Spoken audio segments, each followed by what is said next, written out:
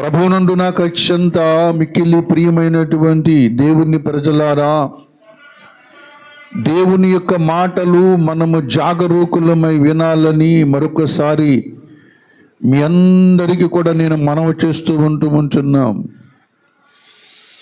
దేవుడు మనలను దేని కొరకు సిద్ధపరుస్తూ ఉన్నాడో దానిని దృష్టిలో పెట్టుకొని దానిని మన హృదయములో దాచుకొని దానిని స్మరణం చేసుకుంటూ దేవుని సన్నిధికి మనమందరము రావాలని మనవి చేస్తూ ఉన్నాం. ఆదివారం వచ్చింది ఏదో గుడికి వెళ్ళాలని రావడం కాదు క్రైస్తవ భక్తి అంటే. మన హృదయములో దేవుని యొక్క సంకల్పము దినదినము కూడా మండుచూ ఉండాలి, ఆసక్తి కలిగి ఉండాలి.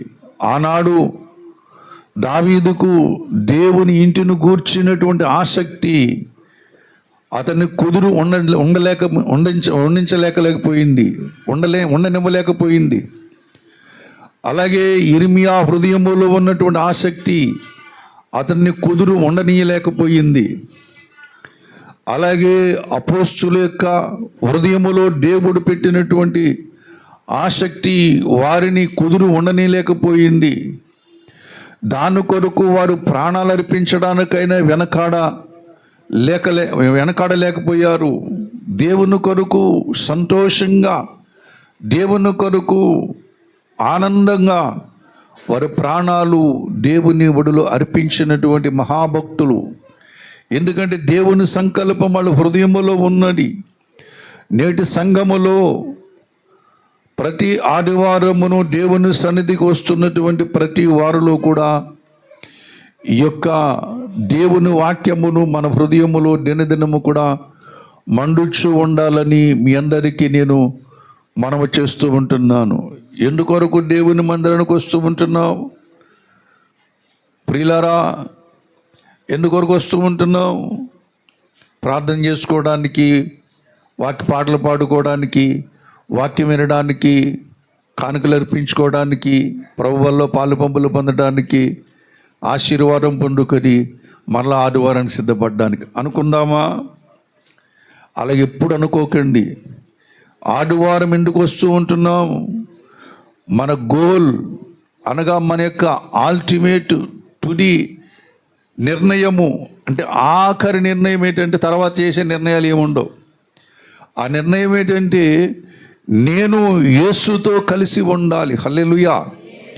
అది మన గోల్ అయి ఉండాలి. నా దేవునితో నేను ఉండాలి, నా ప్రభువుతో నేను ఉండాలి, నా రక్షకుడితో నేను ఉండాలి అనే ఆ గోల్ మన జీవితం, ఆ యొక్క మరి నిశ్చయత మన జీవితంలో ఉండాలి.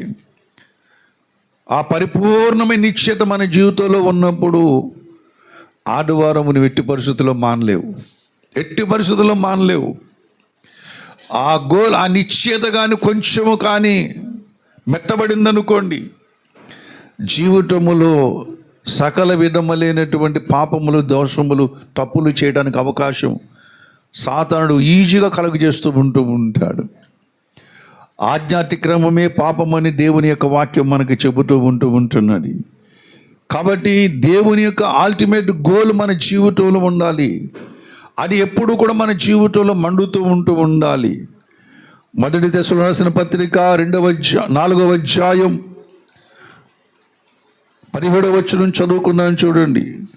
మొదటి తెస్సలోనికీయులకు రాసిన పత్రిక 4వ అధ్యాయం 17వ వచనం, ఆ మీదట సజీవులమై నిలిచియుండు మనము వారితో కూడా ఏకముగా ప్రభువుని ఎదుర్కొనుటకు ఆకాశ మండలమునకు మేఘముల మీద కొనుపోబడుదుము. చాలు. ఎలా కొనుపోబడతామంట? మేఘముల మీద ఆకాశ మండలమునకు కొనుపోబడుదుము. నీ గోలు, నీ నిశ్చయత ప్రభువుతో ఉండాలని నువ్వు అనుకున్నట్లయితే, ప్రభువుతో ఉండాలని నువ్వు నిశ్చయించుకున్నట్లయితే, దావీదు వలె కడ వరకు తుది వరకు నిలిచి నిత్య నిర్ణయమని దావీదులు నిర్ణయం చేసినట్లయితే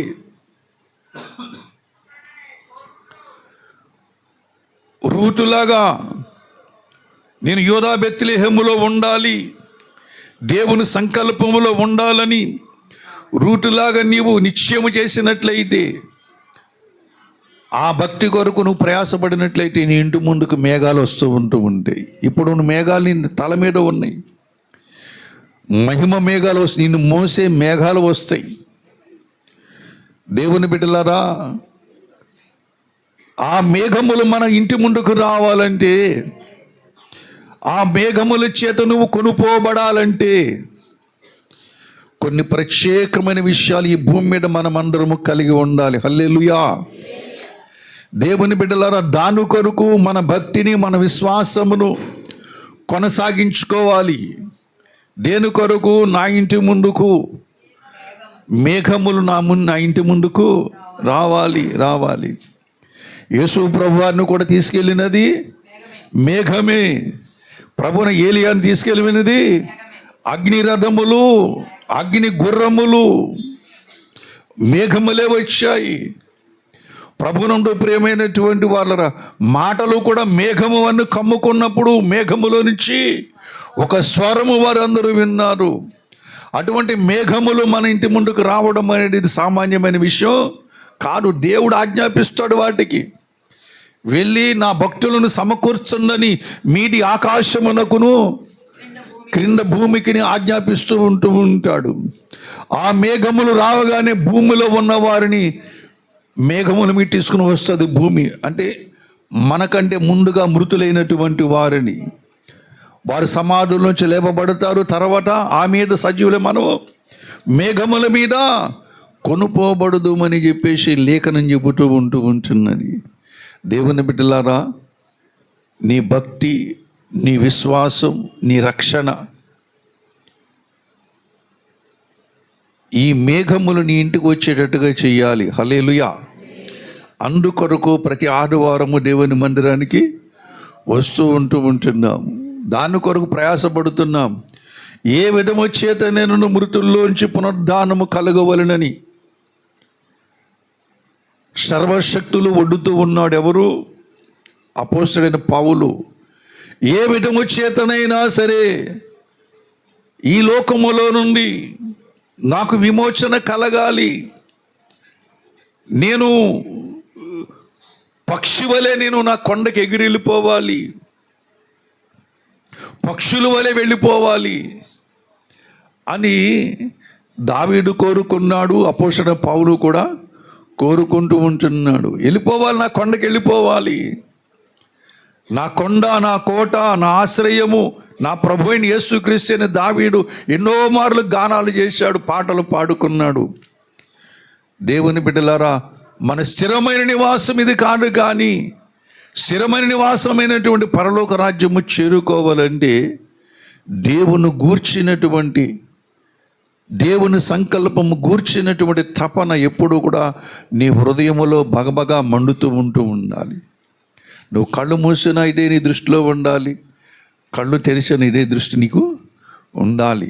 నా ప్రభువు కొరకు నిద్ర మేలుకొన్నాను, నా ప్రభువు కొరకు నిద్రపోతూ ఉన్నాను, నా ప్రభువు కొరకు నేను పని చేస్తూ ఉంటున్నాను, నా ప్రభువు కొరకు నేను పనులు చేస్తున్న ప్రతి పనిలో నా ప్రభువు కొరకే. ఎందుకంటే బ్రతుకుట క్రీస్తే, చావైతే లాభం అన్నాడు కదా. ఎందుకొరకు భోజనం చేస్తున్నాం? ప్రభువు కొరకే భోజనం చేస్తున్నాం. మన కొరకనే భోజనం ఎప్పుడు చేయకండి, ప్రభువు కొరకే. నువ్వు ప్రార్థన చేసుకున్నప్పుడు, నువ్వు భోజనం చేస్తూ ఉన్నప్పుడు ఒక చిన్న ప్రార్థన చేసుకో. ప్రభువా, దీనివల్ల వచ్చే శక్తి, దీనివల్ల వచ్చే ఆరోగ్యం నీ సేవలో, నా అనుదిన పనుపాట్లో వినియోగపడినట్లు కృపచూపునైనని ప్రార్థన చేసుకోవాలి. హల్లెలూయా. ఎప్పుడైనా చేసుకునేది ప్రార్థన? నేను ఈ భోజనం తింటున్నాను, నేను ఈ యొక్క నీళ్లు తాగుతూ ఉంటున్నాను, లేకపోతే నేను డ్రింక్ తాగుతూ ఉంటున్నాను, దీనివలన వచ్చే శక్తి, దీనివలన వచ్చే బలం నీ సేవలో, మా అనుదిన పనుపాట్లో వాడుకో తండ్రి అని మనం భోంచేస్తూ ఉండాలి. నిజం, దేవుడు లోకం చెప్తుంది కదా, అన్నం పరబ్రహ్మ స్వరూపం. ఆత్మకు దేవుడే, యేసు ప్రభు దేవుడైతే శరీరానికి దేవత అన్నమే. దేవత అనేది పూజించమని కాదు, అంటే దేవునిలాగా భావించాలి. అంటే దేవుణ్ణి తింటున్నాను. కొరింథీ రాసిన పత్రికలో చెబుతూ ఉంటాడు, మీరు భోజనము చేసినను పానము చేసినను అట్టిని మరి ఏమి చేసినను దేవుని నామ ఘనత కొరకు చెయ్యాలని చెబుతూ ఉంటున్నాడు. ప్రభునందు నాకు అత్యంత మిక్కిలి ప్రియమైనటువంటి వాళ్ళరా, 1 కొరింథీ రాసిన పత్రిక 10వ అధ్యాయము 31వ వచనం చదువుకుందాం. కాబట్టి మీరు భోజనము చేసినను పానము చేసినను మీరేమి చేసినను సమస్తమును దేవుని మహిమ కొరకు చేయుడి. హల్లెలూయా. ఇక్కడ నేను చెప్తున్న మాట కాదు, భోజనం ఎవరి కొరకు చేయాలన్నా నేను ఏంటి ఆ మాట అనగానే మీకు మనసులో ఎలా ఉంటుంది? దేవుని కొరకు చేస్తున్నాము, నా కొరకు చేస్తున్నామంటే మనం శరీరం కొరకే చేస్తున్నాం. శరీరములో ఆరోగ్యం ఉంటేనే కదా ప్రభువుని స్తుతించేది, ప్రభువుని కొనియాడుకునేది, దేవుని దగ్గరకు వచ్చి ప్రార్థన చేసుకునేది. ఏమండి? కాబట్టి భోజనం ఎందుకు కొరకు చేస్తున్నాం అన్నమాట, దేవుని కొరకే చేయాలి. పానం ఎందుకు చేస్తూ ఉన్నాం, దేవుని కొరకే చేయాలి. మీరు ఏం చేసినా సరే అది దేవుని కొరకు చేసినట్టుగా చెయ్యాలి. కనుక ప్రభునందు ప్రియమైనటువంటి వాళ్ళరా, అలా చేస్తూ ఉన్నప్పుడు నీ గోల్ మిస్ అవ్వవు. నువ్వు గాలి కొరకే ప్రయాసపడినట్టుగా ఉండవు. ఏదో చేస్తున్నాడు భక్తి, ఏం జరుగుద్దో జరుగుద్ది చూద్దాం. ప్రార్థన చేస్తున్నాను, ఏది జరుగుద్దో జరుగుద్ది. వాక్యం చదువుతున్నాను, ఏం జరుగుద్దో జరుగుద్ది. లేకపోతే దేవునికి కానుకలిస్తున్నాను, ఏమో తిరిగిస్తాడో ఇవ్వడో, ఏం జరుగుద్దో జరుగుద్ది అన్నట్టుగా చేయకండి. ఎవరు కూడా అన్నట్టుగా ఎవరు చేయొద్దు. నేను దేవుని వాక్య ప్రకారం ఈ పని చేస్తూ ఉన్నాను, దేవుడు నాకు మేలు చేస్తాడు. హల్లెలూయా. అది గోల్ అంటే. అంతేగాని తర్వాత గోల్ మిస్ అయిపోయిన తర్వాత, గోల్కి దగ్గరికి చేరుకోలేని తర్వాత మనం పాట పాడుతాం, ఎన్ని తలచినా ఏది అడిగినా జరిగేది నీ చిత్తమే ప్రభువా, జరిగేది నీ చిత్తమే. ఈ పాట ఎవరు రాశారు? అంటే వీణా జేసి గారు. వీణా జేసి అన్న చెల్లెలు. ఈ పాట రాసింది ఎవరంటే దినకరణ గారు. దినకరణ గారు వారు మనవరాలు, ముద్దుల మనవరాలు, గారాల మనవరాలు, చిన్నమ్మాయి మరణకరమైన రోగం వచ్చింది. ప్రార్థన చేస్తూ ఉంటున్నాడు, ప్రభువా మనవరాలను బ్రతికించు నాయన, నా మనవరాలను బ్రతికించు. చిన్నది, దానికి ఇంకా వయసు రాలేడు. ముద్దుల మూటగట్టి అండాల తల్లి, కాపాడు ప్రభు అని ప్రార్థన చేశాడు. కానీ ప్రభు ఆ పాపను తీసేసుకున్నాడు. అప్పుడు రాశాడు ఆ పాట, ఎన్ని తలచినా ఏది జరిగినా జరిగేది నీ చిత్తమే ఆయన రాసుకున్నాడు. ఆ సందర్భంగా పాడుకుంటే మంచిది. కానీ ఈ గోలు విషయంలో మాత్రం ఆ పాట పాడితే దేవుడు నెత్తి 4 ముట్టుగలు ముడతాడు. ఏం పాట పాడుతున్నాం, ఏ పాట పాడుతున్నాడు, ఎప్పుడు ఏ పాట పాడాలో తెలియదు. కొంతమందికి సంఘంలో కూడా ఆరాధనకు వస్తారు కానీ సువార్త పాటలు పాడతారు. ఆరాధనకు వస్తారు, సువార్త పాటలు పాడతారు. ప్రభు సువార్తకి వెళ్తారు, ఆరాధన పాటలు పాడతారు. పుట్టినరోజుకి వెళ్తారు, మరణ సంబంధించి పాటలు పాడతారు. ఏమండి? వ్యతిరేకంగా పాడుతూ ఉంటారు.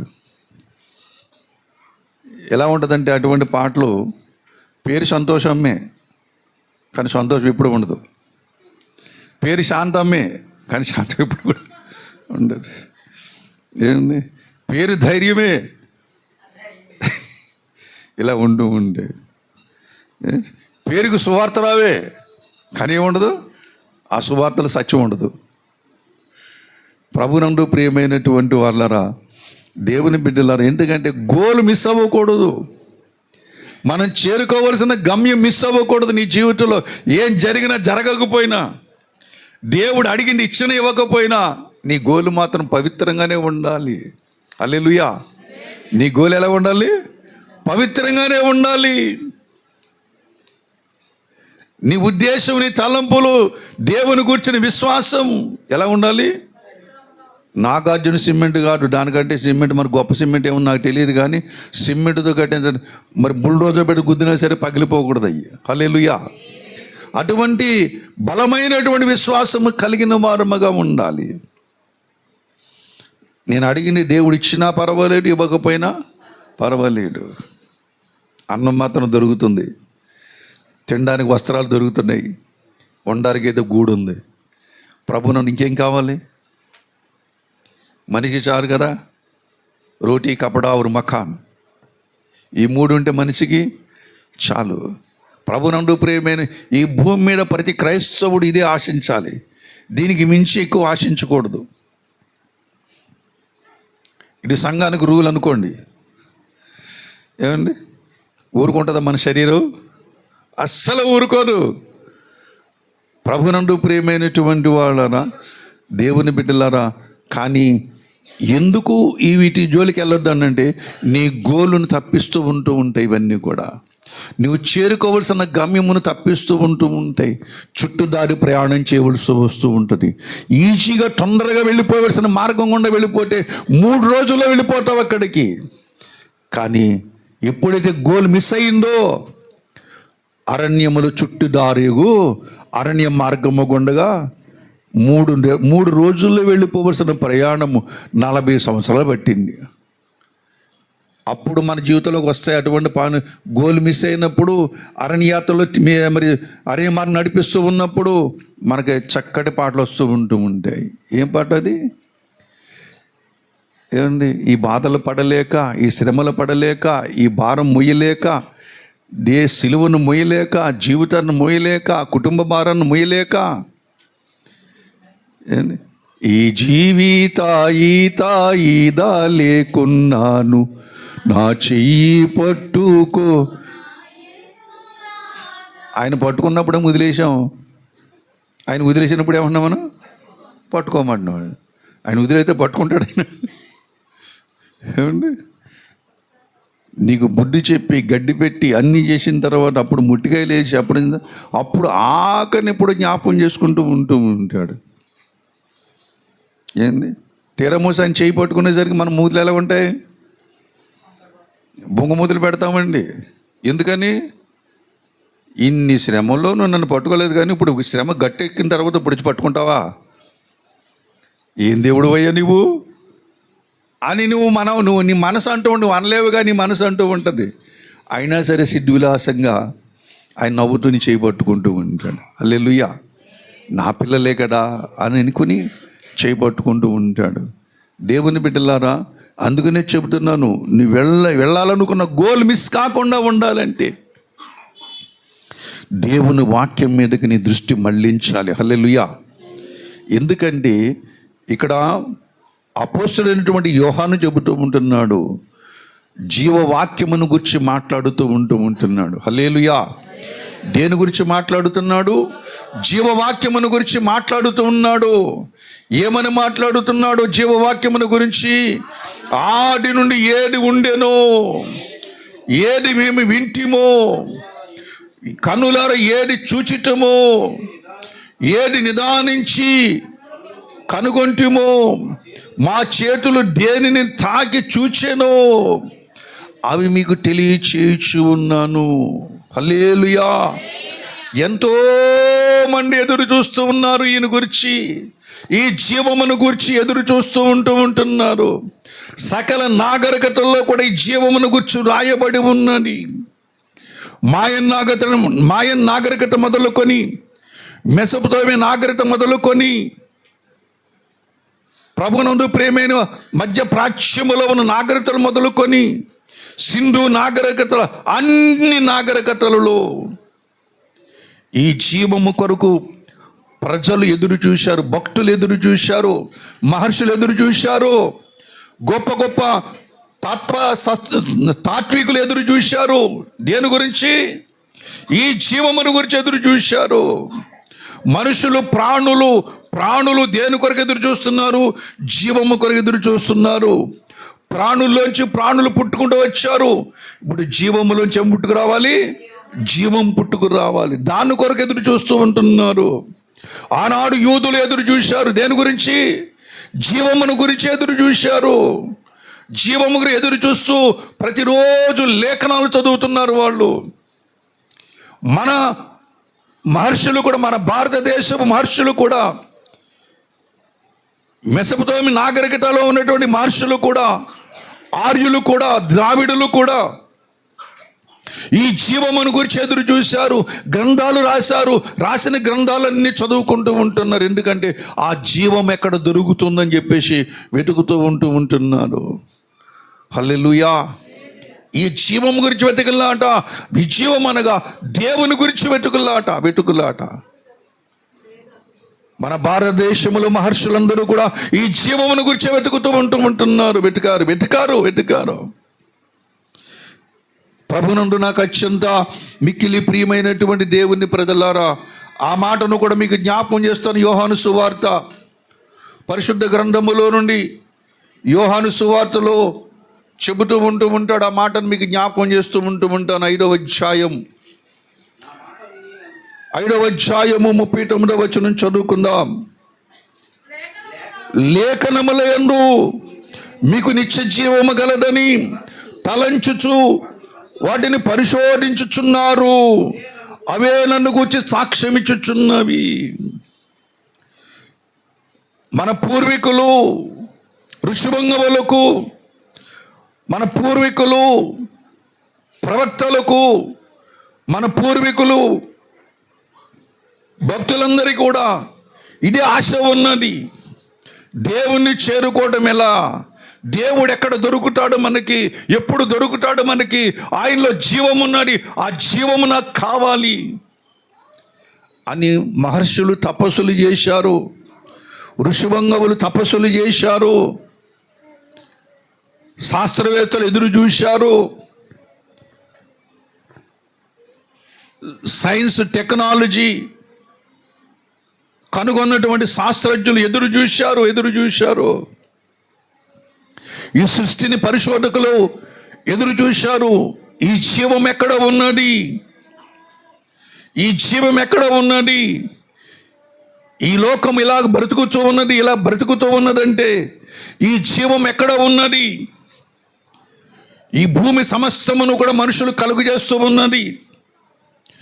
ఈ జీవం ఎక్కడ ఉన్నది? వేటిని బట్టి ఈ సృష్టి ఇలాగా మరి ప్రకాశిస్తూ ఉంటున్నాడో, ఈ సృష్టి ఎలాగ ఎదుగుతూ ఉంటున్నాడో, ఈ సృష్టిలో మానవుడు ఎలాగ మనుగడ సాగిస్తూ ఉన్నాడో, దీనికి అంతటి కారణం ఏదో ఉన్నది. ఆ జీవమును మనుషులు ఎదుగుతూ ఉంటున్నారు. ఆ జీవం ఎదుగులాటలో ఇక్కడ యేసు ప్రభువు చెప్తున్నారు. ఆనాడు యూదుల మధ్య చెబుతూ ఉంటున్నారు, ఇదిగో మీరు లేఖనములు యందు ఏమున్నదని? నిత్య జీవం ఉన్నదని వాటిని తలంచుచు. ఎందుకు గ్రంథాలు చదువుతున్నారు? ఎందుకు వేదాలు చదువుతూ ఉన్నారు? ఎందుకు బైబిల్ చదువుతూ ఉన్నారు? ఎందుకు ఖురాన్ షరీఫ్ చదువుతూ ఉన్నారు? ఎందుకు బ్రాహ్మణాలు చదువుతూ ఉన్నారు? అంటే ఒకటే ఉద్దేశం, అందులో జీవమున్నది. హల్లెలూయా. అందులో ఏమున్నది? జీవమున్నది. ఈ జీవమును గురించి స్వామి వివేకానందుల వారు షికాగో మహాసభలో చక్కటి మాట మాట్లాడాడు. ఆయన మహర్షి. ఆయన దేవుని గురించి మాట్లాడాడు. ఆయన సత్యమును గురించి మాట్లాడాడు. కాబట్టి ఆయన గురించి మనం మాట్లాడుకోవాల్సి వస్తుంది. ఎందుకంటే ఈ జీవమును మా భారతీయుల మీద మేము ఓంకారమనియు, ప్రణవమనియు, శబ్దమనియు మేము కొనియాడుకుంటూ ఉంటాం. అదే ఓంకారమును, అదే శబ్ద బ్రహ్మను, అదే ప్రణవమును మీరేమంటారంటే ఆది యందు దేవుని వాక్యం ఉండెను అంటూ ఉంటారు. దేవుని బిడ్డలారా, అక్కడ చెబుతున్న మాట, ఏ వాక్యమైతే జీవము కలిగినదో, ఏ వాక్యమైతే ప్రణవము కలిగినదో, ఏ వాక్యమైతే ఓంకారమై ఉన్నదో ఆ వాక్యమును గురించి మాట్లాడుతున్నాడు. అనగా ఆ వాక్యములు ఏముందని చెబుతున్నాడంటే జీవమున్నది. హల్లెలూయా. దాన్ని వెతికాడు, కానీ దొరికింది కానీ ఒప్పుకోలేకపోయాడు. సమాజమునకు భయపడో, లేకపోతే దేవుడు అతనికి బయలుపరచలేకపోయో అతను ఒప్పుకోలేకపోయాడు ఆయన. కానీ ఎవరి గురించి మాట్లాడుతున్నాడు? జీవమును గురించి మాట్లాడుతూ ఉంటున్నాడు. ఎందుకంటే అదే యోహాను సువార్త 1వ అధ్యాయములో ఆయనలో జీవముండెను, ఆ జీవ మనుషులకు జీవమై ఉండెను. హల్లెలూయా. వెలుగై ఉన్నదండి. నేనేమని చెప్తున్నా అక్కడ? జీవమయుండేను, జీవమైన. ఆ జీవం ఎక్కడున్న జీవము? ఇప్పుడు ఆయనలో ఉన్నది, ఆయనలో ఉన్నది. ఆ జీవమును గురించి సాక్ష్యం ఇస్తున్నటువంటి భక్తులు ఉన్నారు. ఏది మా కన్నులతో మేము చూశాము, ఏది మా చెవులతో మేము విన్నాము, ఏది మా చేతులు తాకి చూచినవో, ఏది నిదానించి మేము కనుగొంటిమో దానిని గురించి మీతో మేము మాట్లాడుతూ. ఇంత గొప్ప సంగతి బైబిల్ గ్రంథములో ఉన్నప్పుడు ఈ మనుషులు జీవమును పొందకుండా ఎలా తప్పించుకోగలుగుతారో? ఏ మనుషుడు కూడా తప్పించుకోలేడు. క్రీస్తు ప్రేమను ఏ మనిషి కూడా తప్పించుకోలేడు. కానీ ఎందుకు కోట్ల మంది తప్పిపోతున్నారు? ఈ లోకములో ప్రతి మాట అర్థమవుతుంది, కానీ యేసుని గురించే మాట లోకానికి అర్థం కాదు. ఎందుకు అర్థం కాదు? దేవుని బిడ్డలారా, ఈ యుగ సంబంధమైన దేవత వారి మనోనేతలకు ఏ కలుగు చేసింది? గుడ్డితనము కలుగు చేసింది. కనుక ప్రతి వాని హృదయం ఏమైపోయింది? అంధకారం. రుజువులు చూపిస్తున్నాడు. ఈయన గురించి రుజువులు చూపిస్తూ ఉంటున్నాడు, అనేక రుజువులు చూపిస్తున్నాడు. కానీ మనుషుల హృదయం ఏమైపోయింది? అంధకారము, చీకటలు ముక్కున్నది. చీకటిలో ఉన్నవాడు వస్తువులు ఎలాగైతే కనుగొనలేడో, తడివి కనుగొనలేడో, చూడలేడు, అలాగే ఈ లోకములో ఉన్నటువంటి వాళ్ళు అనేక కోట్ల మంది జీవాన్ని కనుగొనలేకపోతున్నారు. జీవాన్ని కనుగొనలేకపోతున్నారు. కారణం ఏమిటంటే ప్రభునందు ప్రేమ, ఆశ ఉన్నది కానీ వారికి ఏమీ లేదన్నమాట, ఆసక్తి లేదు. ఈనాడు క్రైస్తవుడికి బోర్డంత ఆశ ఉన్నది, ఎక్కడ లేని ఆశ. ఏమనుకున్నాడు? నేను ఇప్పుడు చనిపోయి ప్రభు దగ్గరికి వెళ్ళిపోతే బాగుండు అనుకుంటూ ఉన్నాడు. కానీ కుదురుద్దా? ఆశ అయితే ఉంది నాలో, అది అందుకోవాలి. మరి అది ఆశ ఏం చేయాలి? ఇప్పుడు అందుకోవాలి. పాట పాడుకుంటాం మనం, ఎంత చక్కగా రాగాలు తీసి శ్రావ్యంగా మనం పాటలు పాడుతూ ఉంటాము. కానీ ఏం చేస్తాం? మనం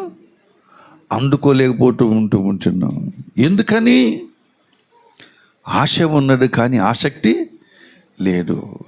దేవుని బిడ్డలారా, దేవుని వాక్యం పట్ల మనకి ఎలా ఉండాలంటే ఆసక్తి. ఏదైనా సరే దేవుని తర్వాత అనుకోవాలంటే, ఏదైనా సరే ఇప్పుడు ఎవరి తర్వాత అనుకోవాలి?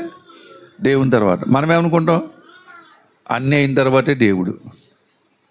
పెద్దోళ్ళు చెప్తారు కదా, చిన్నపిల్లలు భక్తి చేస్తున్నారు, ప్రార్థన చేస్తున్నారు, భక్తి చేస్తున్నారు అనుకోండి. ఒరే ఎప్పుడైతే నీకని అప్పుడే ప్రార్థన అంటున్నావేటి, అప్పుడే భక్తి అంటున్నావేటి, ఇంకా చాలా కాలం ఉంది కదా అంటూ ఉంటే చిన్నపిల్లలతో. కొంచెం యవనస్తుడు ఏమంటాడు?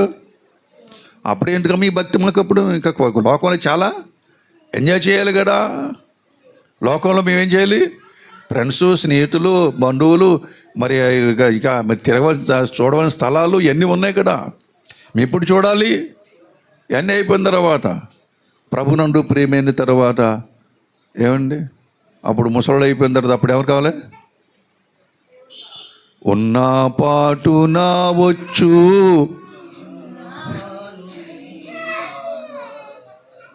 నీకు రక్షక. ఎంత పచ్చి అబద్ధం మాట్లాడుతున్నాడండి. ఏమంట? ఉన్న పాటున ఇప్పుడు వచ్చేస్తున్నాడంట. అప్పుడు ఏం చేయాలి? ఇప్పుడు అయ్యో నా కుమారుడా అని చెప్పేసి లేచి బుద్ధి పెట్టుకోవాలా? ఏంటి?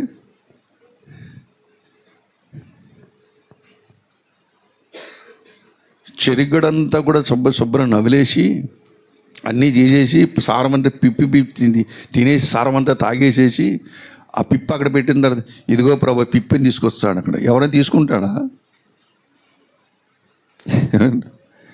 అప్పుడు అంటాడు కదా, వారు నాకు మొర్ర పెట్టగా నేను వినను, వారు నాకు మొర్ర పెట్టగా నేను వినను. వారికి ఆపద కలిగినప్పుడు నేను పకపక నవ్వేదను. ఏమండి, దేవుళ్ళు ఎంత జాల్యంతనం ఉందా యేసులోను. యేసయ్య అంటే ప్రేమ గలవాడు, దయగలిగిన వాడు, కృప కలిగిన వాడు. ఆయన ఎన్నిసార్లు పాపాలు చేసినా క్షమిస్తాడు అని చెప్పుకున్నాము కదా. దేవుని బిడ్డలారా, యెషయా గ్రంథం చూడండి ఏమంటున్నాడు అక్కడ. ఒకసారి మీకు జ్ఞాపకం చేయాలని ఆశపడుతూ ఉంటున్నాను. యెషయా గ్రంథమేనా 15, యెషయా గ్రంథం 15, మొదటి అధ్యాయం 15 వచనం. నో యెషయా గ్రంథం మొదటి అధ్యాయం 15 వచనం. మీరు చేతులు చాపునప్పుడు మిమ్మల్ని చూడక నా కనులు కప్పుకొండును, మీరు బహుగా ప్రార్థన చేసినను నేను వినను.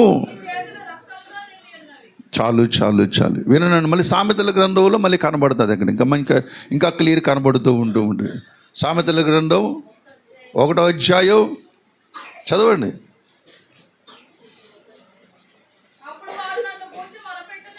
24వ వచనం చదవండి. నేను పిలవగా మీరు వినకపోతిరి, నా చేయి చాపగా ఎవరు లక్ష్య పెట్టకపోయిరి, నేను చెప్పిన బోధ ఏమియు మీరు వినక త్రోసివేసితిరి, నేను గద్దింపగా లోబడకపోతిరి. కాబట్టి మీకు అపాయము కలిగినప్పుడు నేను నవ్వెదను,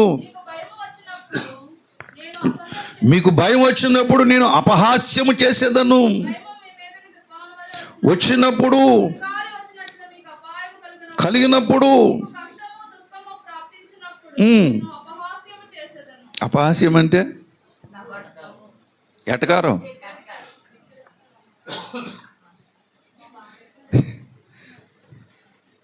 తెక్క తీరిందా? మా బాగా అయింది, వీడికి ఎలాగ జరగాలి. చూడండి దేవుడు ఎలా మాట్లాడుతున్నాడు ఇక్కడ. నేను బతిమాలాను, చేతులు చాపాను, మిమ్మల్ని పిలిచాను, మీరు నా మాట వినలేడు. దేవుని బిడ్డలారా, ప్రభునందు ప్రియమైన వాళ్ళరా, దేవుడు పిలుస్తూ ఉంటున్నాడు. ఏంటంటే లేఖనములో జీవమున్నది, ఆ లేఖనములు చెంతకు రమ్మని పిలుస్తూ ఉంటున్నాడు. పిలుస్తున్నప్పుడు రావాలి. రాకపోయినట్లయితే నీకు ఆపద కలిగినప్పుడు నేను ఏం చేస్తాడన్నా, నవ్వుతాడంట. మనకు ఆపద కలిగినప్పుడు మన కళ్ళంట బడబడ నీళ్ళు కారిపోవటం ఉంటాయి. ఏమండి, దావీదు వల్లే నా కన్నీళ్ళు ఎక్కడున్నాయి? బుడ్డులో ఉన్నాయి. ఎక్కడ ఉన్నాయి? బుడ్డిలో ఉన్నాయి అంటూ ఉంటాడు. మనం అంటూ ఉంటాం, కన్నీరు కారుస్తూ ఉంటాం. ఆ పైనుంచి ఆయన హహ నవ్వుతూ ఉంటాడు. ఎలా ఉంటుంది ఆ సీన్? చూడగలమా? ఎవరికైనా ఇష్టం ఉంటుందా? ఎవరికి ఇష్టం ఉండదు కదా. కానీ దేవుని మాటకు లోబడ్డాం అనుకోండి, ఆయన నవ్వాడు, వచ్చి కార్యశూరుడు అవుతూ ఉంటాడు. హల్లెలూయా. దేవుని బిడ్డలారా, అంతవరకు తెచ్చుకోవద్దు, కానీ ఆ గోల్ మాత్రం మర్చిపోవద్దు. ఆ గోల్ మర్చిపోకుండా ఉన్నప్పుడు నీ జీవితం ఎన్ని కష్టాలు రానివ్వండి, ఎన్ని నష్టాలు రానివ్వండి, ఎన్ని బాధలు రానివ్వండి, ప్రభువుని ప్రక్కనుడు అనుకోండి, ఆ కష్టము నీకు కష్టము కాకుండా పోతుంది. హల్లెలూయా. ఆ కీడు వెనకాల దేవుడు గొప్ప మేలును దేవుడు దాచి ఉంచుతాడు. హల్లెలూయా. ఎందుకంటే నీ దేవుడు అక్కడ కొంచెం శిక్షణ నీకు ఇస్తూ ఉంటున్నాడు. ప్రభునందు ప్రియమైనటువంటి వాళ్ళారా, దేవుని బిడ్డలారా, యోబు దగ్గరకు వచ్చిన 4 మనుషులు ఎంత చక్కగా మాట్లాడారండి. 4 మనుషుల పేర్లు చెప్తారా? ఎలీఫజు, జోఫార్, ఎలుహు,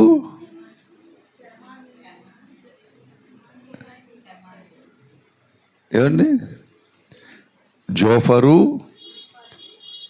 ఇంకెవరు? తర్వాత ఎలుహు, తర్వాత ఆగూరు, తర్వాత ఆగూరు కాదు, ఆగూరు సామెతల్లో ఉంటాడు. బిల్దదు,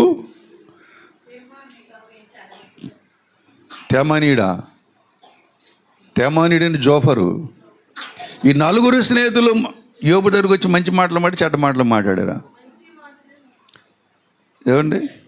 మంచి మాటలే, నేను ఒప్పుకుంటారు, మంచి మాటలే మాట్లాడారు.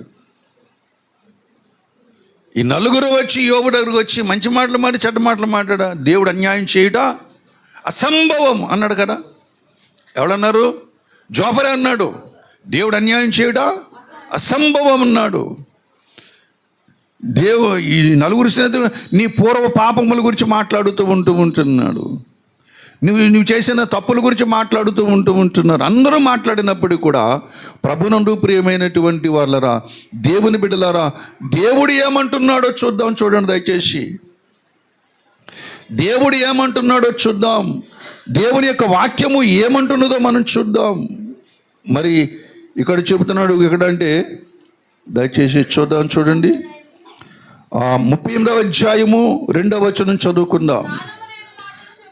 జ్ఞానము లేని మాటలు చెప్పి ఆలోచన చెరుపుచున్న వీడెవడు? ఎవరితో మాట్లాడుతున్న మాట? యోబుతో ఎవరు మాట్లాడుతున్నాడు? యెహోవా సుడిగాల నుంచి మాట్లాడుతూ ఉన్నాడు. జ్ఞానము లేని మాటలు చెప్పి ఆలోచన చెరుపుచున్న వీడెవరు అంటూ ఉంటున్నారు. ఎందుకంటే వాళ్ళు యోబు వలె యుక్తమైనది వాళ్ళు పలకలేదటండి. హల్లెలూయా. యోబు వలె వాళ్ళ యుక్తమైనది పలకలేదట. ప్రభునందు ప్రియమైనటువంటి వాళ్ళరా, యోబు గ్రంథము 42వ అధ్యాయము 6-7 వచనాలు చదువుకున్నాను. చూడండి.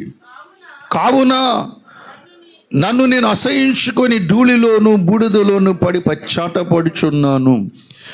యెహోవా యోబుతో ఆ మాటలు పలికిన తరువాత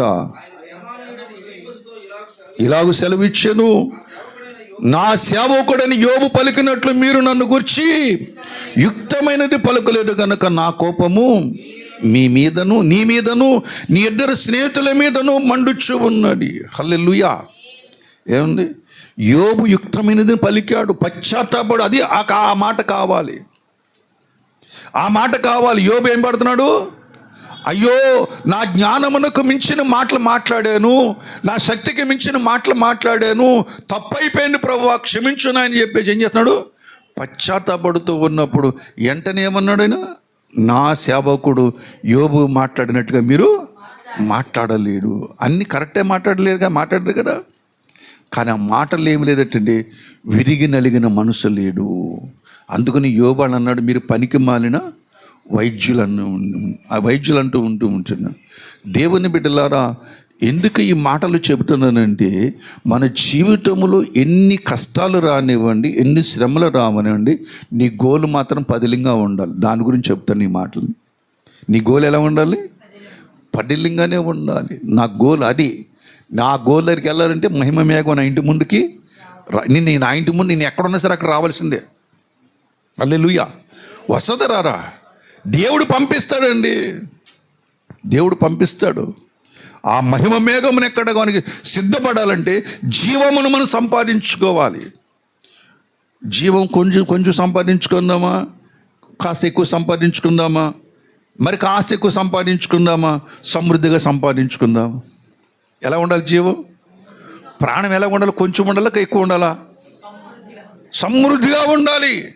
దేహం ఆరోగ్యంగా ఉండాలంటే ప్రాణం ఎలా ఉండాలి? సమృద్ధిగా ఉండాలి. కొంతమందికి రక్తం ఫుల్గా ఉండదు శరీరం. ఎలా ఉంటారు వాళ్ళు?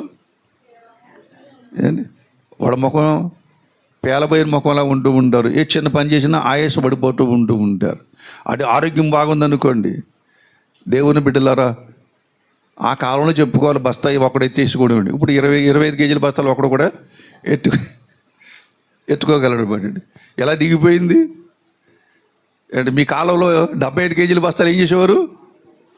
జస్ట్ కాలుతో ఇలా కాలు కింద పెట్టి ఆ బస్తాన్ని తీసుకొని దండి మీద తీసుకొని దండి మీద అక్కడ పెట్టుకున్నారు, భుజం మీద పెట్టుకుని భుజం మీద నెత్తి మీదకి వెళ్ళిపోయేది.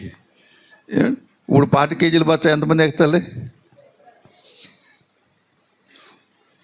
అలాగైపోయింది. మనుషుల బలం ఏమైపోయింది? రాను రాను క్షీణించిపోతూ ఉంటుంది. కాబట్టి ప్రాణం ఎలా ఉండే, జీవం ఎలా కొంచెం సంపాదించుకోవడం సమృద్ధిగా. యేసుప్రభు ఎందుకు వచ్చాడు? జీవమునివ్వడానికి, ఏంటి అది సమృద్ధిగా ఇవ్వడానికి వచ్చానని చెప్పేసి యోహాను సువార్తలో చెబుతాను. గొర్రెలకు జీవం ఇచ్చుటకును అది సమృద్ధిగా ఇచ్చుటకు నేను వచ్చి తిని అని చెప్పేసి మాట్లాడుతూ ఉంటున్నాడు. ప్రభునందు ప్రియమైనటువంటి దేవుని బిడ్డలారా, ఆ జీవమును మనం సంపాదించుకోవాలి. ప్రతి ఆదివారము వాక్యం దగ్గరికి వస్తున్నాడు. ఏం సంపాదించుకున్నావు? జీవం సంపాదించుకుంటున్నావు, దేవుని వాక్యము సంపాదించుకుంటున్నావు, వెలుగు సంపాదించుకుంటున్నావు, హృదయ విషయాలను సంపాదించుకుంటూ ఉంటున్నావు. ఆదివారం ఉద్దేశంతో రావాలి. దేవుని బిడ్డలారా, అందుకని యేసుప్రభు మాట మన జీవితం నెరవేరాలంటే, అది సమృద్ధి అయిన జీవం కావాలంటే, యేసుప్రభు శిష్యులు ఎలాగైతే దేవుని గురించి విన్నారో, తాకారో, చూశారో, కనుగొన్నారో, దాన్ని పూర్తిగా ఎరిగినటువంటి వారెవరు? యేసుప్రభు శిష్యులు. మనము లేఖనాల్లో కూడా ఏం చేయాలి? ఎరగాలి. లేఖనాల్లో కూడా ఏం చేయాలి? ఎరగాలి. అందుకనే దావీదు అంటూ ఉంటాడు, నీ వాక్యము నన్ను ఏం చేస్తుంది? బ్రతికిస్తూ ఉంటున్నది. 119వ కీర్తన 50వ వచనం చదవండి. 119వ కీర్తన 50వ వచనం చదువుకుందాం. అదేనా?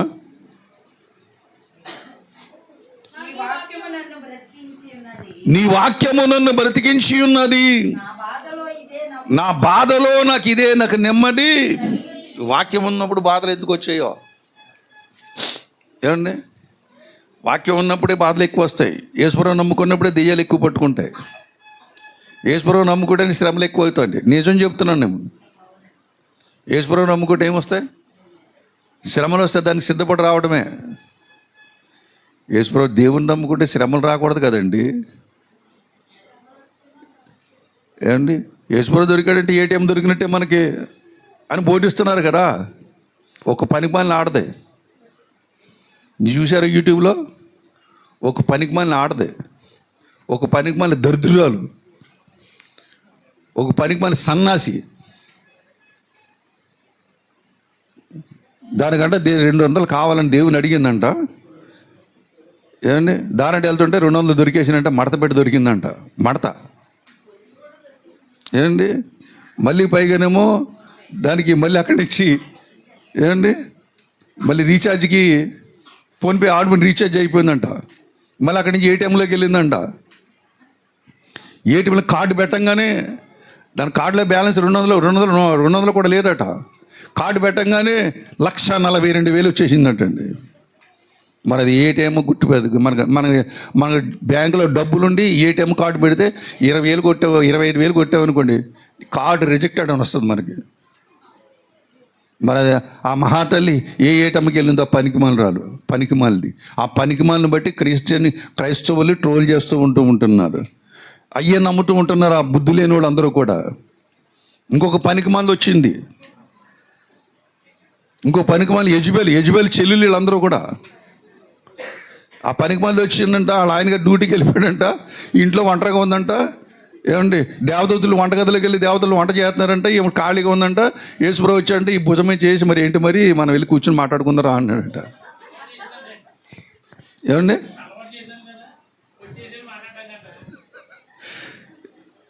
ఏమండి? దేవుడు అంటే ఎంత హాస్యాస్పదంగా ఉందండి. ఆ బుద్ధి లేని వాళ్ళకి, ఆ పనికి మళ్ళీ చెత్త ఎదవలకి, అలా మనుషులేనంటారు వాళ్ళు. నాకు అనుమానం. డైరెక్ట్గానే మాట్లాడుతున్నా. ఇది ఆర్ఎస్ఎస్ వాళ్ళు చేసినటువంటి ప్రోగ్రాం అనుకుంటున్నాను నేను. క్రిస్టియానిటీ మీద ఇటువంటి బ్యాడ్ ట్రోల్ చేస్తుంటే ఈ బుద్ధి లేని మనుషులకు అందరికీ అబద్ధాలు నమ్మటం బాగా అలవాటైపోయింది కదా. ఏంటి? అబద్ధాలే రాజ్యాలు వెళ్తున్నాయి. అబద్ధాలు నమ్మటంలో దిట్టలైపోయారు ఆంధ్రప్రదేశ్ ప్రజలు. అబద్ధాలే నమ్ముతారు, సత్యము నమ్మరు.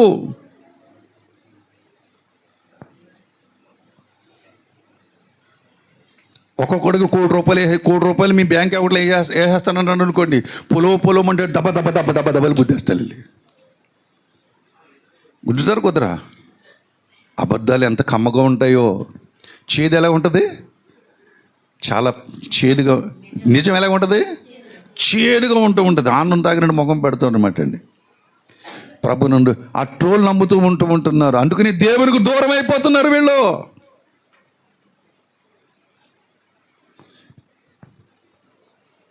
దేవుడు సత్యాన్ని లోకాలకు పంపిస్తూ ఉంటే, దేవుడు జీవాన్ని లోకానికి పంపిస్తూ ఉంటే, లోకములోనికి పంపిస్తూ ఉంటుంటే, దుష్టుడు ఇదే సత్యాన్ని అబద్ధముగా ప్రచారం చేస్తూ మనుషులను దేవునికి దూరంగా తీసుకుని వెళ్ళిపోతున్నాడు. అందుకని ముందుగానే చెప్పాను, ప్రతి వాని హృదయములు ఏమున్నది, చీకటి అలుముకొని ఉన్నది. యవనస్తులు చూడండి, అమ్మా నాన్నలు మరి భవిష్యత్ జ్ఞానముతో నింపబడి, తర్వాత ఏం జరుగుతుందో నింపబడి తెలుసుకొని పిల్లలకు బుద్ధి చెబుతూ ఉంటారు. కానీ పిల్లలు అంటారా మాట వినరు. వినకపోవడం కారణం పిల్లలు కాదు, ఆ పిల్లలను నడిపిస్తున్నటువంటి చీకటి. ఆ చీకటి హృదయంలోంచి పోయింది అనుకోండి, ప్రత్యక్షంగా వెలుగు కనబడుతూ ఉంటుంది. అహో, నేను ఇటువంటి వాడినా, నేను ఇటువంటి దాన్నా అని చెప్పేసి వెంటనే మారు మనసు కలుగుతూ ఉంటుంది. దేవుడు చేస్తున్న పని అది. మనుషుల హృదయాల్లో చీకటి తీసివేసి దేవుని జీవాన్ని ఇంజెక్ట్ చేస్తూ ఉంటున్నాడు. హల్లెలూయా. దేవుని వాక్యము నా దగ్గర కాకపోతే నేను కూడా లోకములో ఒక పనికిమాలివాడిగానే ఉండేవాడిని. దేవుని వాక్యము నా దగ్గరకు వచ్చినది కనుక ప్రభునందు ప్రియమైనటువంటి వాళ్ళ, ఇదిగో దేవుని పని చేయడానికి ఆయన మీద ఆనుకొని పూనుకొని ఈ పని జరిగిస్తూ ఉంటున్నాను. పాడైపోకండి, బాగుపడండి, ఇదిగో జీవం ఇక్కడ ఉన్నదని చెబుతూ ఉంటున్నాను. లోకములు ఎక్కడ దొరకని జీవము ఇక్కడ దొరుకుద్ది. లోకములో భక్తి నీకు బోళ్ళంత దొరుకుద్ది, కానీ ఆ భక్తిలో జీవము లేదు. జీవమున్న భక్తి ఒకటే క్రైస్తవ మార్గం. హల్లెలూయా. క్రీస్తే మార్గం. ఆయన జీవం ఇవ్వడానికి వచ్చాడు. ఆయన జీవమును ప్రాణదానముగా పోయడానికి వచ్చినటువంటి వాడు. ఆయన మనుషులందరికీ ప్రాణమును దానము చేసినటువంటి వాడు. ఎందుకంటే జీవములో నుంచి జీవమే రావాలి. పాపుల్లోంచి పాపులే పుట్టుకుంటూ వచ్చారు. ఆదాము పాపము చేశాడు. ఆదాము పాపములోంచి అందరూ పాపులే పుట్టుకుంటూ వచ్చారు. ఎలాగంటే ఆవు కడుపులోంచి ఆవు దూడలు వచ్చినట్లుగా, మేక కడుపులోంచి మేక పిల్లలు వచ్చినట్లుగా, పాము కడుపులోంచి పాము పిల్లలు వచ్చినట్లుగా, పాపి అయిన మనుషుల్లో నుంచి పాపులైన మనుషులే పుట్టుకుంటూ వచ్చారు. మరి ఆ పుట్టుక కాదు, ఇదిగో జీవములో నుంచి పుట్టాలి అని ఏకైక దేవుడు, ఈ సృష్టికర్త అనే దేవుడు, పంచభూతాలు కలుగు చేసిన దేవుడు, సూర్య చంద్ర నక్షత్రాలను కలుగు చేసినటువంటి దేవుడు, నీ కొరకు పంచభూతాలను సిద్ధపరిచిన దేవుడు, ఆ దేవుడే ఈ లోకములోనికి ప్రవేశించాడు, కాలములోనికి వచ్చాడు. ఆయన ఎందుకొరకు వచ్చాడు కాలములోకి? కాలము శాశ్వతము కాదు. ఈ కాలము శాశ్వతము కాదు. శాశ్వతుడైన దేవుడు ఈ అల్ప కాలములోనికి ప్రవేశించాడు. ఎందుకంటే ఈ కాలములో నిన్ను పుట్టించాడు కనుక, నిన్ను రక్షించవలసిన బాధ్యత ఆయన మీద ఉన్నది కనుక ఆయన ఈ కాలములో ప్రవేశించాడు. ఒక తండ్రిగా, ఒక తల్లిగా, ఒక దేవునిగా, ఒక రక్షకుడిగా ఈ లోకంలోకి వచ్చి నీకు బదులుగా ఆయన తన ప్రాణమును అర్పించాడు. ఆ ప్రాణమును ఎవరైతే స్వీకరిస్తూ ఉంటాడో వాడు జీవములోనికి వస్తూ ఉంటున్నాడు. హల్లెలూయా. నా తండ్రి యందు విశ్వాసము, నా మాట విని నన్ను పంపిన వాడిని విశ్వాసం ఉంచేవాడు నిత్య జీవం. ఇందా చదివే కదా, నేను చదువుతాను. యోహాను రాసిన సువార్త 5వ అధ్యాయం. యోహాను రాసిన సువార్త 5వ అధ్యాయము చెబుతూ ఉన్నాడు. దయచేసి చూద్దాం, చూడండి. నా మాట విన వచనం చెప్పండి అమ్మా. 24వ వచనం. నా మాట విని నన్ను పంపిన వాని యందు విశ్వాసం ఉంచువాడు నిత్య జీవము గలవాడు, వాడు తీర్పులోనికి రాక మరణములో నుండి జీవములోనికి దాటి ఉన్నాడు. హల్లెలూయా. జీవాధిపతి చెబుతున్నటువంటి మాట ఏంటంటే, నా మాట విని నా తండ్రి యందు విశ్వాసం ఉంచు. అంటే ఈయన ఎవరు పంపించారు? తండ్రి పంపించాడు. అంటే తండ్రి ఈయన పంపించాడు. ఎవరిని ప్రేమించి? నిన్ను ప్రేమించి కుమారుని పంపించాడు. ఆ కుమారుని ద్వారా మనకి ఏం దొరుకుతుంది? నిత్య జీవము దొరుకుతుంది. ఇప్పుడు జీవం దొరికే స్థలంలోకి వెళ్ళాలి మనం. జీవం దొరికే స్థలంలోనికి, పరిష్కారం దొరికే స్థలంలోనికి మరి మన జీవితంలో మేలుగా ఆశీర్వాదం కలిగే స్థలంలోనికి మనం వెళ్ళాలి. అందుకని సర్వ శరీరం ఎక్కడ రావాలి? దేవుని దగ్గరికి రావాలి. హల్లెలూయా. ఆ దేవుడు ఎవరంటే మన ప్రభు అయిన యేసుక్రీస్తు. ఆయనలో ఏముంది? జీవమున్నది, సమృద్ధి అని జీవమున్నది. ఈ విశ్వములు ఎన్ని లోకాలు ఉన్నా సరే అన్ని లోకాలకు సరిపడగా ఇంకా మిగిలిపోయే జీవం ఆయన దగ్గర ఉన్నది.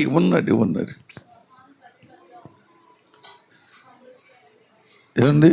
ఉంది. సమృద్ధి అనే జీవం ఆయనలో ఉన్నది. సమృద్ధి అంటే అర్థం ఏంటి? ఎన్ని తరాలు ఎన్ని యుగాలు తిన్నా సరే తరగనేది ఏంటి? సమృద్ధి. ఏంటి? మనకు నెల సమృద్ధి ఉంటుంది, అది కూడా ఉండదు. 3వ తారీఖున అయిపోతాడండి.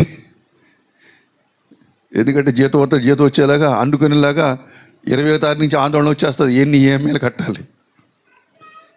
కట్టాలి, బాకీలు కట్టాలి, అవసరాలు తీర్చుకోవాలి. తలంచుకుంటే తలకాయ పోడు, మౌనంగా ఉంటే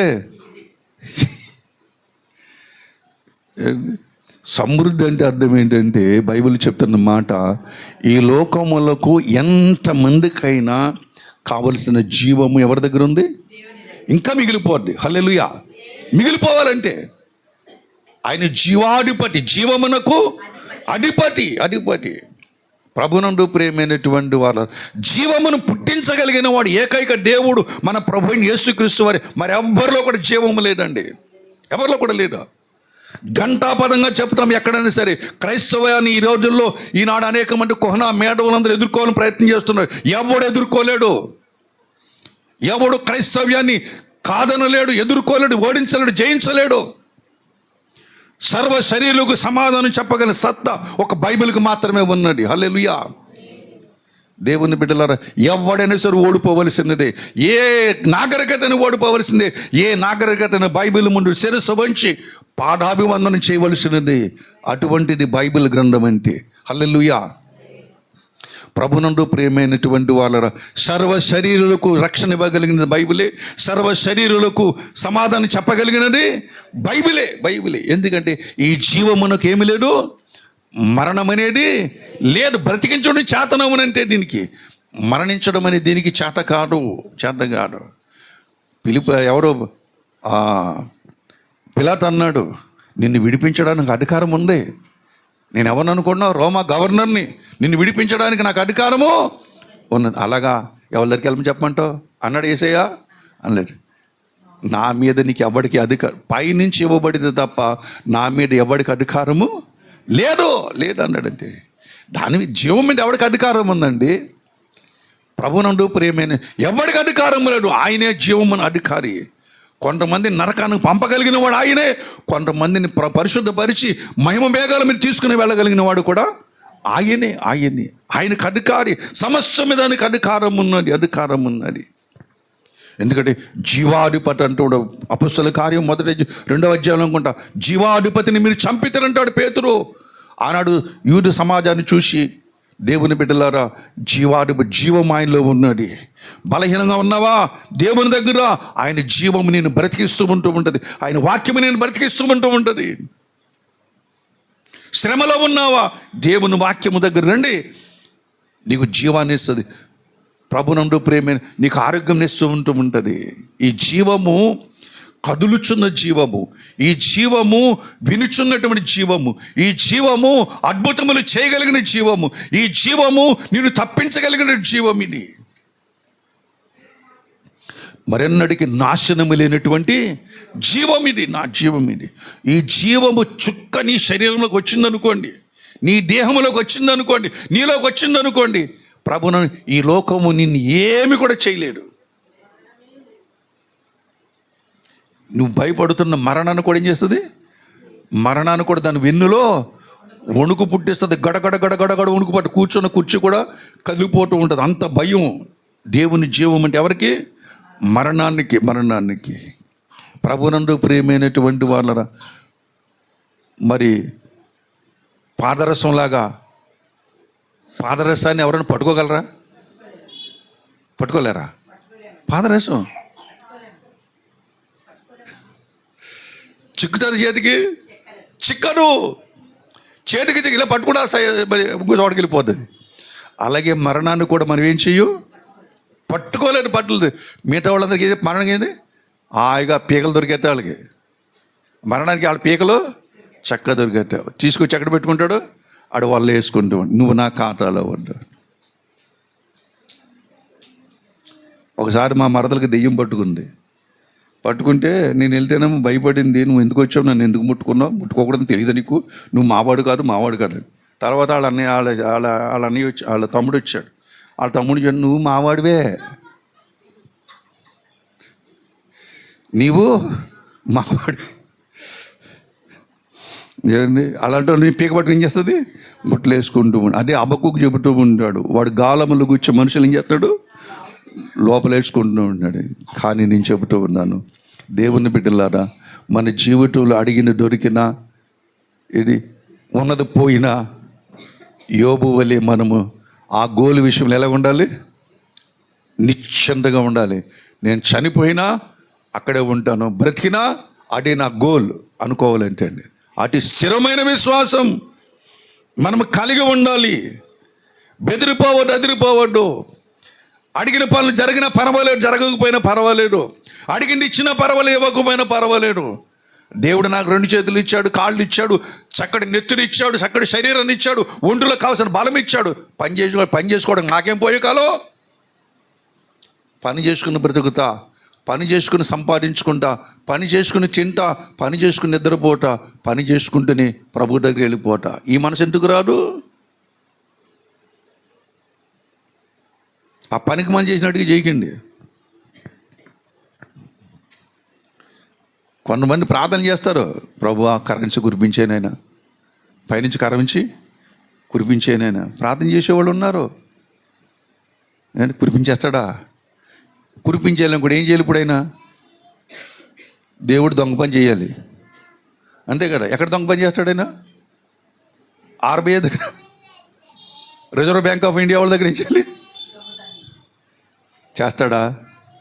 బుద్ధి లేని ప్రార్థనలు చాలామంది చేస్తూ ఉంటారు. కొన్నిసార్లు ఈ దారంటే వెళ్తుంటే బంగారం గొలుసు దొరికితే బాగుండు, ఎవడికో ఇసుకలో తడిగితే గొలుసు దొరికిందంట, మనకి దొరికితే బాగుండు. ఇటువంటి ఆలోచనలు ఉంటాయి చాలామందికి. దేవుని బిడ్డలారా, దేవుడు చక్కటి ఆరోగ్యం ఇచ్చాడు, చక్కటి నిద్రిచ్చాడు, చక్కటి సౌష్ఠ్యం ఇచ్చాడు, మనకి బలం ఇచ్చాడు. దీంట్లో ఏం చేయాలి? మనం పని చేయాలి, ఆయుధంగా ధరించుకోవాలి. దేవుని బిడ్డలారా, ప్రభునందు ప్రియమైన వాళ్ళ ఆ జీవమును గురించి వాళ్ళ జీవితాలు త్యాగం చేసుకున్నారు, జీవం పొందుకున్నారు. ఇప్పుడు ఎక్కడున్నారు వాళ్ళు? పరదేశంలో ఉన్నారు. హల్లెలూయా. దేవుని ఆనందకరమైన లోకములో ఉన్నారు వాళ్ళు. నీవు ఈ జీవాన్ని సంపాదించుకోండి, సమృద్ధిగా సంపాదించుకోండి. దేవుడు నిన్ను ప్రేమించి మతాలు గ్రంథాలు వెతికినా వాళ్ళకు దొరకలేదు, కానీ రాశారు, కానీ వారికి దొరకలేదు. కానీ ఇదిగో ఆయన వచ్చి నేను కనుపరుచుకున్నాడు, నీ దగ్గరకు వచ్చి, నేనే ఆయనను కనుపరుచుకున్నాడు. ఆయనలో ఏముంది? జీవం ఉన్నది. ఈయన నమ్ముకుంటేనే మనుషులు ఎక్కడికి వస్తారు? పరలోకం వస్తూ ఉంటుంది. ఈ నమ్మకపోతే వాళ్ళు గొయ్యాళ్ళు తవ్వుకుంటూ ఉంటున్నారు అన్నమాట.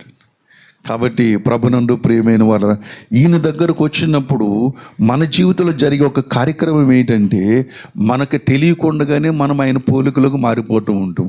ఇది పరిశుద్ధాత్మ దేవుడు చేసే కార్యము. ఎలా జరుగుద్ది? ప్రతి ఆదివారమున ప్రభు బలలో పాలు పంపులు పొందడం ద్వారా, సిలువను దర్శించడం ద్వారా, దేవుడు అర్పించిన జీవాన్ని పొందుకోవటం ద్వారా మనకి ఈ కార్యం మన జీవితంలో జరుగుతూ ఉంటుంది. ఆదివారం ప్రభు బలలో పాలు పంపులు దేంట్లో పాలు పంపులు పొందుతున్నాం? జీవములో. అది సమృద్ధిగా పొందాలంటే మనం ఏం చేయాలి? ఆయన ఇచ్చినప్పుడు ఏం చేయాలి? మనం తీసుకోవాలి. తీసుకోవడానికి మనకి ఏ అర్హత ఉండాలి? ప్రతివాడు కూడా యేసు నామములో మారు మనసు పొంది బాప్తిసం పొంది సంఘమును ప్రేమించిన వాడై ఉండాలి. అప్పటి నుంచి ఆ మనిషికి సంఘం ఎలా ఉండాలి? ఒకటి, నీ కుటుంబం నీకు ముఖ్యమైపోవాలి, నీ సంఘం నీకు ముఖ్యమైపోవాలి, నీ మినిస్ట్రీ నీకు ముఖ్యమైపోవాలి. ఈ 3 తప్ప నీకు ఏది కోసం, ఏ లోకమో ఏది కూడా వద్దు, ఏది కూడా ఆశించకూడదు. ఏం ఆశించాలి? 1 నీ కుటుంబం, 2 నీ సంఘం, 3 నీ మినిస్ట్రీ. అంతే. ఈ 3 మనం ఉద్యోగం తిరుగుతూ ఉండాలంటే అండి. మనకి ఈ 3 గదుల్లో ఉండి సరిపోవటం మనకి. కాబట్టి అలా ఉన్నప్పుడు యేసు యొక్క పోలికలు మన జీవితంలోనికి వస్తూ ఉంటాయి. యేసు పోలికలు మలచబడ్డారు కాబట్టి ఆ జీవం గురించి మాట్లాడారు. ఆ జీవంలో ఉన్నారు కాబట్టి ఆ యొక్క ఇస్కరియోతు యూదా, ఆ యొక్క రోమా సైనికులు ఆ యేసుప్రభుని అప్పచెప్దామనుకున్నప్పుడు ఆయన దగ్గరికి వెళ్ళి ఆయన అడుగుతున్నారు. ఎవరిని? యేసుప్రభుని అడిగి, యేసుప్రభు యేసు ఎవరు అని అడుగుతుంటే నేనే అన్నాడు ఆయన. మళ్ళీ వెనక దబాలు పడిపోయారు అందరూ కూడా. దబాలు పడిపోతే మళ్ళీ పైకి లేచిన తర్వాత మళ్ళీ మీరు ఎవరిని ఎదుగుతున్నారంటే యేసు అన్నాడు. నేనే అని అన్నారు. ప్రభునందు ప్రియమైనట్టు ఆయన పరిచయం చేసుకుంటాను కానీ యేసు ఎవరు గుర్తుపట్టలేరు యేసు శిష్యులందరిలో కూడా. ఎందుకంటే శిష్యులకి ఎవరు పోలికలు వచ్చాయి? దేవుని పోలికలు వచ్చాయి. హల్లెలూయా. దేవుని పోలికలో ఉన్నవారు ఎవరు? మేఘాలు పంపిస్తున్న మేఘాలకు తెలుసు నీ అడ్రస్ తెలుసు. వాళ్ళకి మేఘాలకి ఏం తెలుసు? నీ అడ్రస్ కూడా తెలుసు. ప్రతి మేఘానికి అక్కడి నుంచి ఆజ్ఞాపిస్తాడు, వెళ్ళి నా ప్రజలు తీసుకురండి అంటూ ఉంటాడు. అంతే. కొవ్వూరులో ఎవరెవరు ఉన్నా నీ పేర్లందరూ ఆ మేఘాలని ముందుకు వస్తూ ఉంటే ఏమంది పిలవని నీ పేరు పెట్టి పిలిచేది ఏముండదు. ఏం చేస్తుంది సార్ లాక్కుండా ఏంటని? నువ్వు బెడ్రూమ్లో ఉంటావు, వంటగదిలో ఉంటావు, ఎక్కడ ఉంటావు మనకు తెలియదు. కానీ అక్కడి జిమ్ముని వెళ్ళిపోతూ ఉంటావు. పిల్లలు ఉండొచ్చు, అలాగే వెనకాల పిల్లలు ఉండొచ్చు, ఎవరన్నా ఉండొచ్చు. అమ్మ వెళ్ళిపోతుంది అంటే రెప్పపాటులో వెళ్ళిపోతుంది. వీళ్ళకి గొంతులు ఉంటాయండి.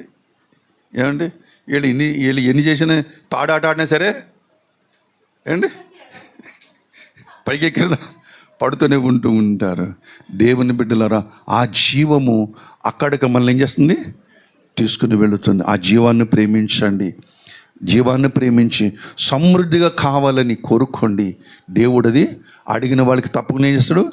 సమృద్ధిగా ఇస్తానన్నాడు. హల్లెలూయా. ఎలాగిస్తాడు? సమృద్ధిగా. నీ మాట దేవుని వాక్కుగా చేస్తూ ఆయన వాక్కుగా చేస్తూ ఉంటాడు. దేవుని బిడ్డలారా, దేవుని వెలుగు, దేవుని పత్రిక, దేవుని మాదిరి దేవుడి నీలో లోకానికి ఏం చేస్తాడు? ఆయన చూపిస్తూ ఉంటాడు. కనుక ప్రతి ఒక్కరూ కూడా ఈ జీవమును ఏం చేయాలి? ప్రేమించాలి. అట్టి కృప పరిశుద్ధాత్మ దేవుడు మనకు అందరికీ దయచేయను గాక. ప్రార్థన చేసుకుందాం. తల్ల వంచండి.